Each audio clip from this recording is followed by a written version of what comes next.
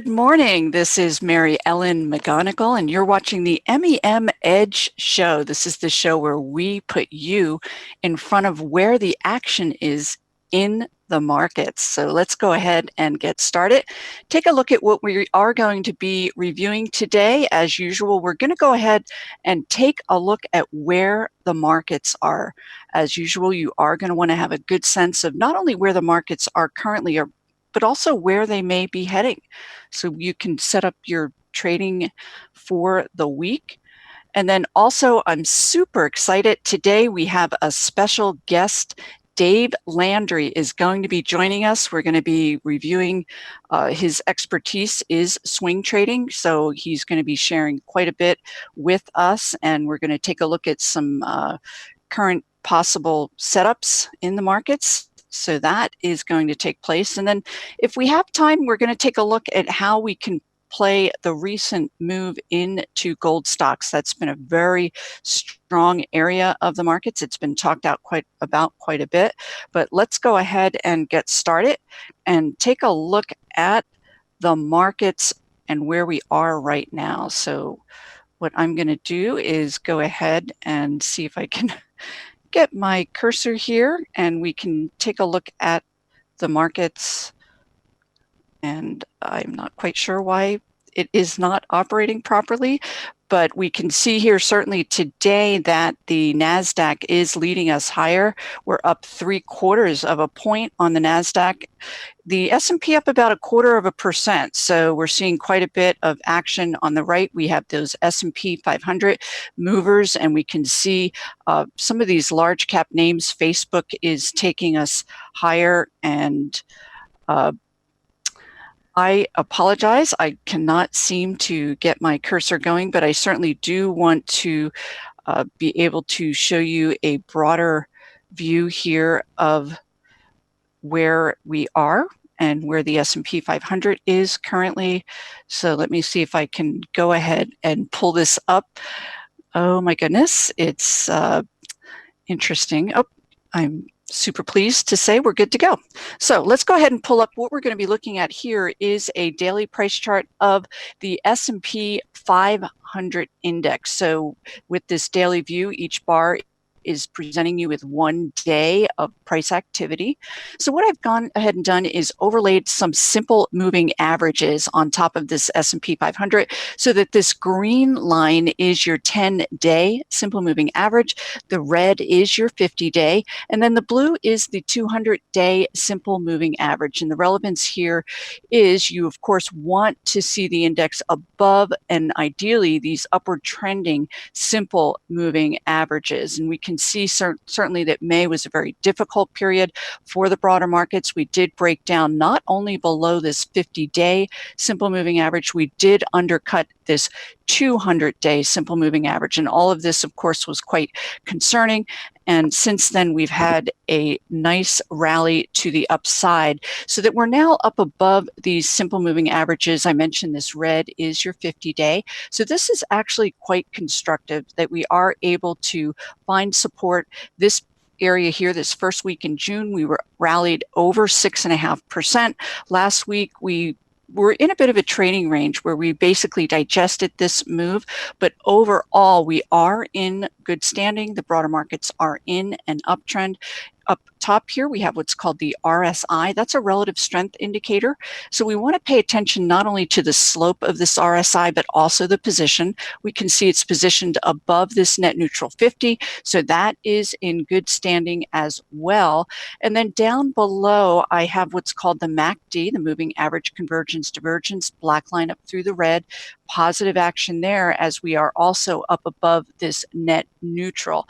So we have a sense that the broader markets by and large are in currently a near-term uptrend. We are in fairly good standing there. Of course, we have a big week heading toward us with the Federal Reserve's meeting tomorrow, and then on Wednesday we can hear their stance on interest rates, and that could be really quite pivotal for the broader markets. But let's go ahead and drill down, take a look at some of the indices and get a better sense of where the strength or the weakness is within the broader market. So what we're looking at here is what's called the candle glance view.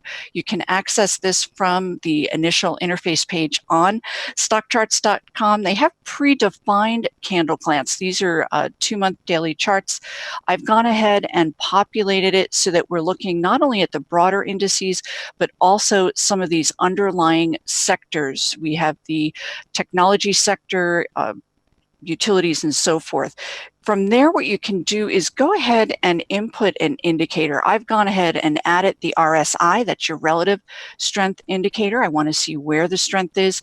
Descending, so we have strength to weakness here. So on the upper left, we can see that gold stocks, I talked about that in the beginning, that has been a very vibrant area here in the broader markets. There are a lot of dynamics that are pushing gold stocks to the forefront. For those of you not familiar, you can access on stockcharts.com.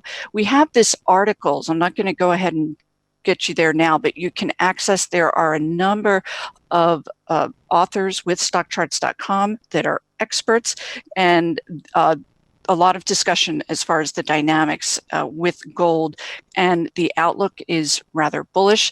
But from there, let's go ahead and take a look at some of these other indices. We can see up here in the forefront the real estate, and this is going to be those higher yielding REIT stocks hitting another new high today.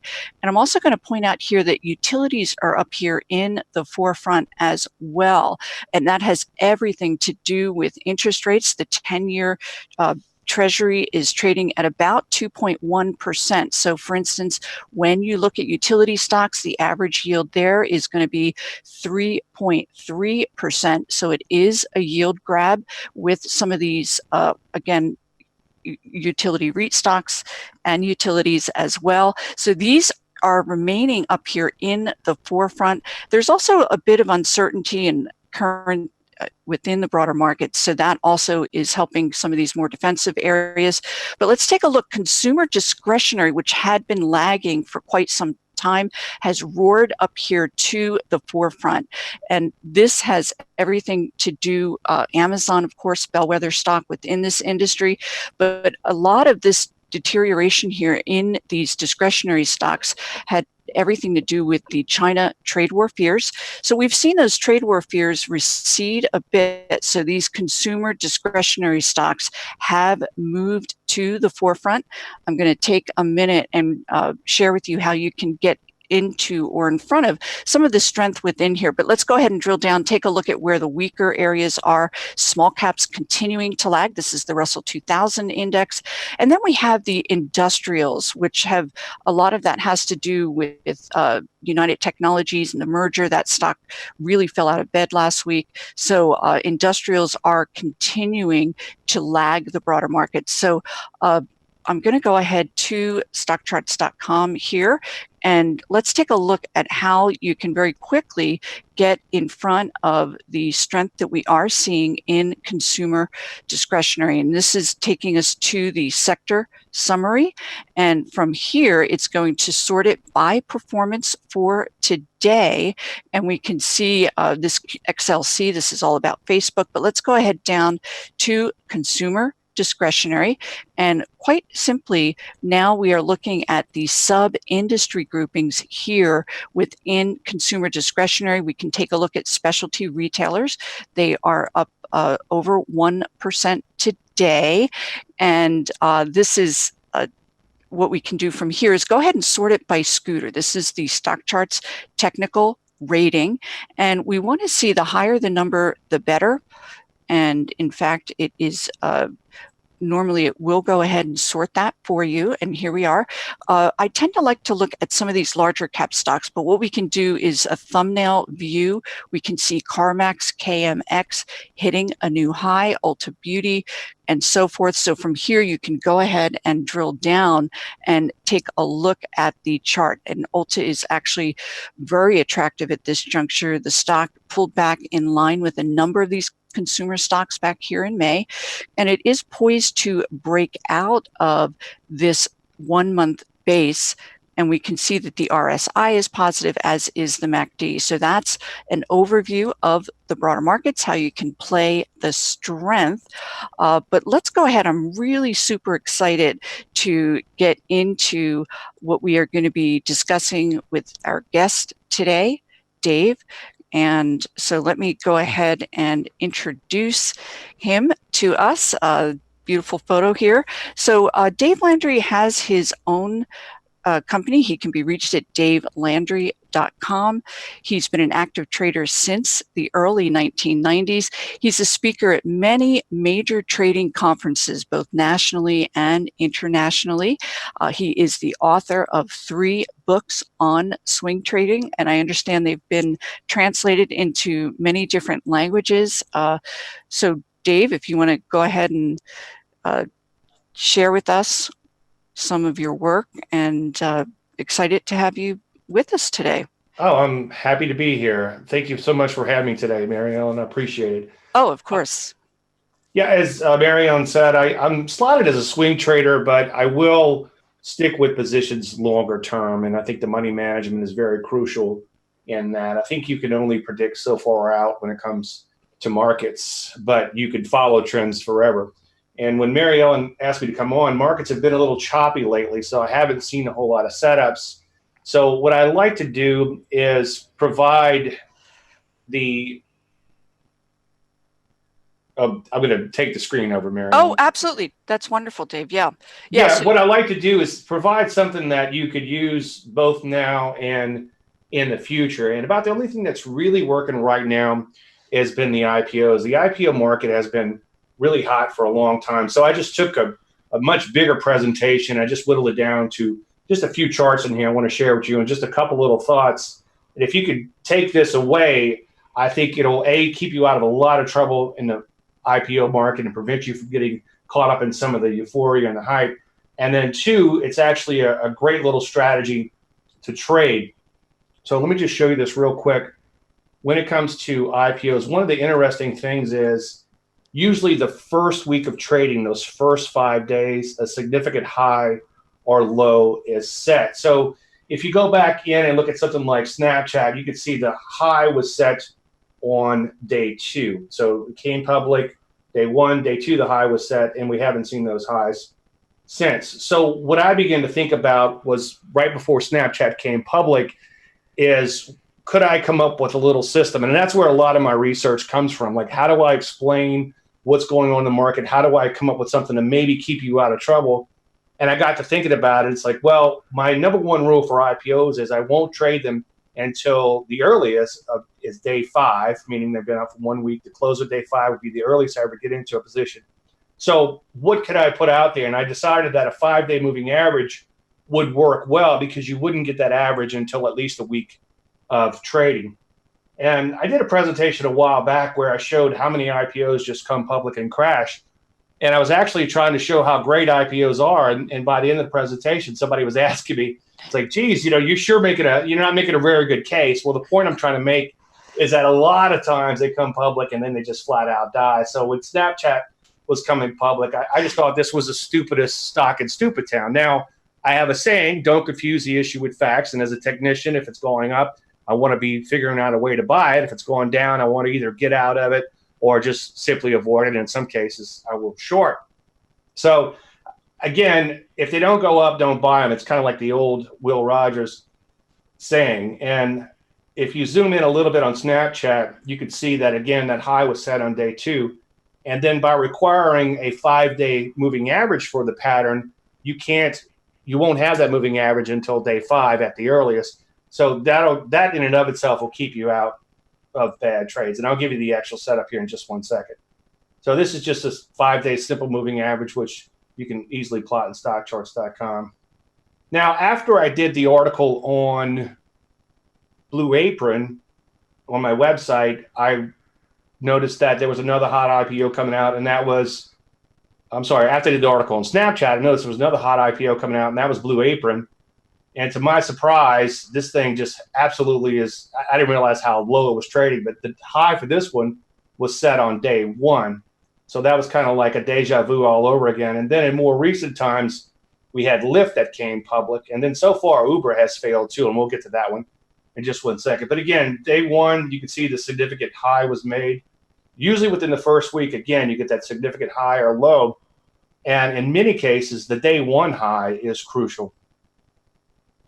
So again, deja vu all over again would be Lyft. You can see day one that high was made, and since then we haven't taken out that high, and it's beginning to bottom out and look a little better now. But based on this one particular setup, you would have avoided the stock and would continue to avoid this stock.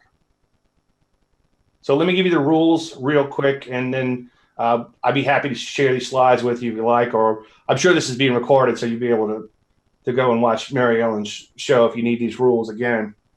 But they're very simple. In my job, I actually trademarked the phrase trading simplified. My goal is to make trading as simple as possible. I've gone on a grail hunt like everyone's gone through and used 1,000 different indicators and reached that point of analysis paralysis. And at some point, I just peeled them all off and went back to that blank chart again. And I think that's when the true enlightenment comes with the newbies. They go through this big grail hunt. And I could tell you not to go through it, but it just seems like everybody has to go through it. Anyway, long story endless, to come back to this setup, it's like, what's the simplest thing that I could explain or simplest setup I could come up with that would A, keep you out of the IPO for the first week, and then B, get you in if it's a hot IPO, and of course, keep you out of trouble if it's not. And there's only two rules. So the rule number one is the low must be above the 5-day moving average, and that's what I call Landry light. There's like a gap between the low and the moving average, and I'll show you a few examples here, and that'll make a lot of sense. And then the stock must close at a new high. Now that's a closing high, not an all-time high, but a closing high. And the only caveat there is, as you saw in those few slides a minute ago, is that a lot of times that high is set on day one. So if day one does set the high for the week, my only other rule would be that that close must also be above the day one high. Now, just real quick, and then the reason I use the sardines is the old story of the sardines. It's not enough time to get into that today, but if you Google it, you'll know that there's a famous story about trading sardines, and that sardines are made for trading and not eating. And that's sort of what happens over and over in IPOs. They just take off very, very nicely, but then they begin to die out. So money management is very crucial in this, and I'll touch upon that in just 1 second. But this is one of the more common patterns in IPOs. If they don't just flat out die, like a Blue Apron and a Lyft and things like that, sometimes they'll take off and they'll be wonderful trading vehicles, but then they'll come right back in. So trading is a key word in that sentence. So let me show you sort of a mediocre setup in this, and this is why money management is crucial. Again, sometimes they fly like Pinterest did recently, and then they die. So here's a trade I took based on this pattern. You can see that the low of the stock was greater than the 5-day moving average. We closed at a brand new high, and within a couple of days, it really took off. Unfortunately, it came right back in, but the good news is if you're willing to take partial profits, and what I do for that swing trade is I take off half, and then I trail a stop on the remainder, and I let that stop slowly widen out over time to make that transition from the swing trader to the longer term trader. But a lot of times all you get is a swing trade, and that's okay. That's what I call the better than a poke in the eye trade. And then you were stopped out on the remainder. So just a couple of more slides here to give you an idea. I always like to throw out a live trade or two. So in this particular case, here's a trade that I'm actually long. And if you look to the left of this chart, you'll see day one, day two, day three, day four, day five. You can see it close at a new closing high. So we're looking for a close above that closing high, and we're also looking for what I call Landry light, which means the low is above the moving average, and you actually buy it on the close. And sometimes it's a little hard to take these trades because you're going in right on that close, and it does take a little bit of a leap of faith, but they can work out really nicely. And again, by requiring that strength and requiring it to close at a new closing high, everyone who has bought the stock prior to you is happy, and you also avoid, again, a lot of stinkers in the process. Now, obviously, the mother of all examples with this would be TLRY, and you can see on day two the high was set, but because the high was not set on day one, the high close we're looking for was actually set on day one. And then you can see right there, as soon as you close above that and you have Landry light, that would be your actual buy. Now this is kind of taken to the extreme, obviously, but this is what the setup would look like. And by the way, this is the closest to a breakout pattern that I'll actually trade. I don't trade breakouts in established stocks because breakouts could be quite noisy and there's just an absolute abysmal failure rate. So again, you would buy in the close in this, and this is what it looks like afterwards. The buy was back here, and then we all know what happened afterwards on that one. Turn it to the mother of all great examples. This was a weed stock back when the weed stocks were hot. So I guess the question is, where would Uber be based on this pattern? Now, I actually use Uber as another poster child for a stock that failed, but it's actually beginning to come back in here. So your entry would be above 45 on a close, provided, of course, the low was also above the moving average. Now, usually with a big, thick, well-hyped stock like this, I'll actually wait for them to create a secondary setup, usually something like a pullback. But if you were trading this setup in and of itself, your entry would be above 45, provided, of course, again, that low is above the moving average. And you might want to give it just a little bit of wiggle room, maybe like 45, 50, just so you don't get triggered in on potential noise alone. And that's it. I just want to show you a quick little thing about what's working now. Mary Ellen, wherever else you want to take this is fine. Obviously, Yeah, that was fantastic. I was going to ask a couple of more questions. Just taking a look at your charts. So it looks as if you use the daily chart. Yes, that is correct. And a 5-day simple moving average? Right. For this particular pattern, I use a 5-day simple moving average. For most of my charts, I use a blank chart. And then as we discussed last week, occasionally I will use the bow tie moving averages, which is a 10 simple, a 20 exponential, a 30 exponential. But what I'm looking for with those is I'm looking for a major transition to occur in, let's say, like the overall market, or maybe some kind of stocks that are down, bottoming out after a long time. And in more recent times, possibly some stocks that are rolling over, like the semiconductors. But for the most part, I use a blank chart, and then I just use, for this one particular pattern, a 5-day simple moving average, and that's it. And can we take a look? Would you mind looking at BYND, that Sure. Beyond Meat?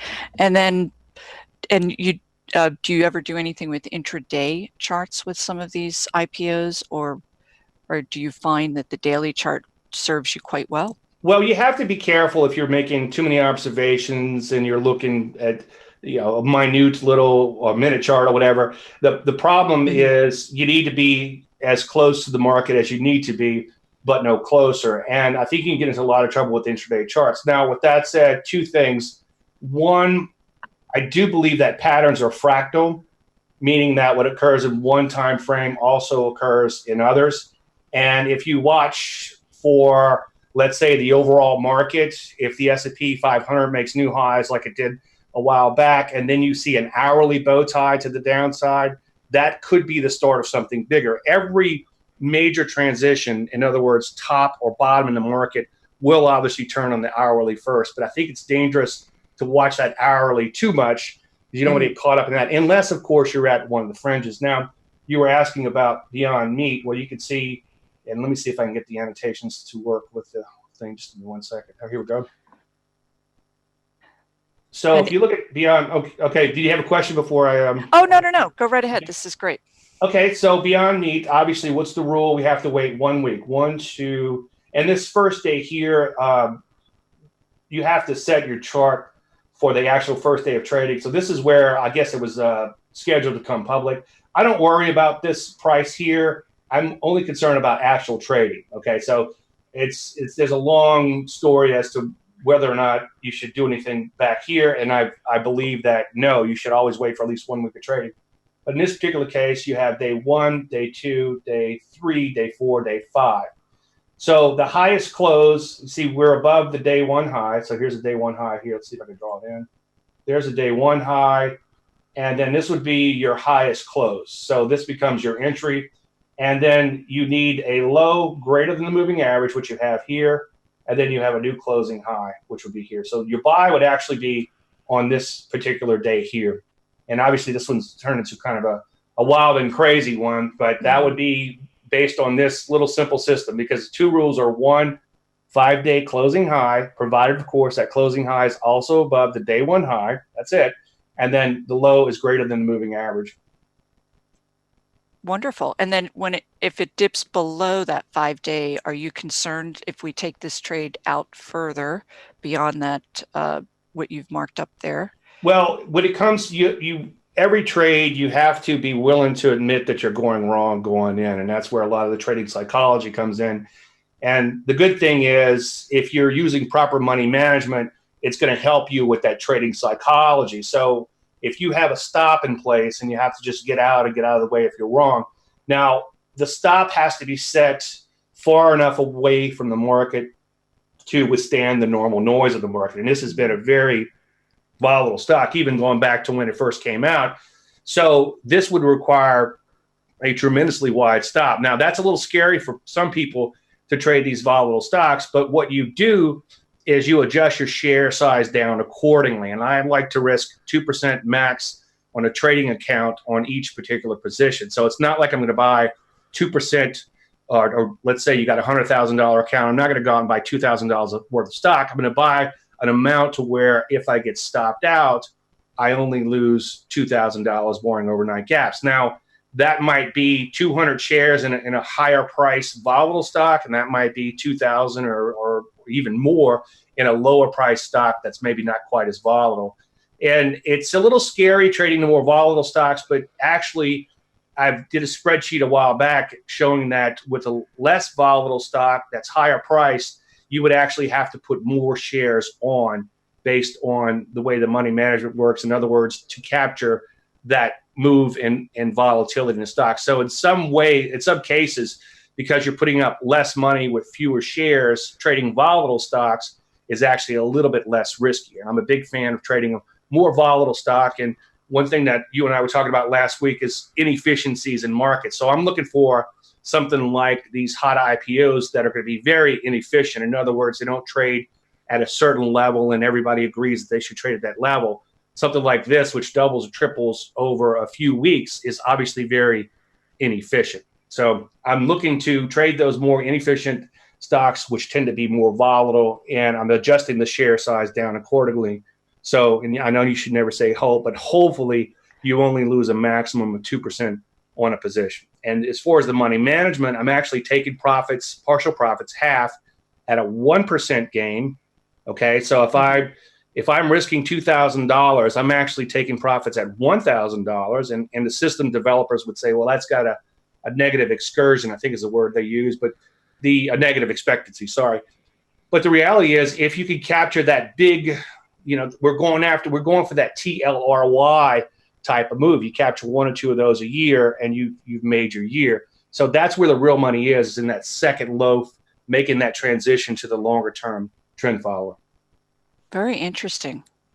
And you're still with your Avantor, AVTR? AVTR, yes. Yeah, that's a great looking chart. Thank you. So fantastic. And so people, if they go to your website, they can access some of your other articles and your work and other ways that you work with individuals, or? Yeah, absolutely. And right now on my website, davelandry.com, I have a little drop down when you go to the website, and you could actually download all 3 of my books for free.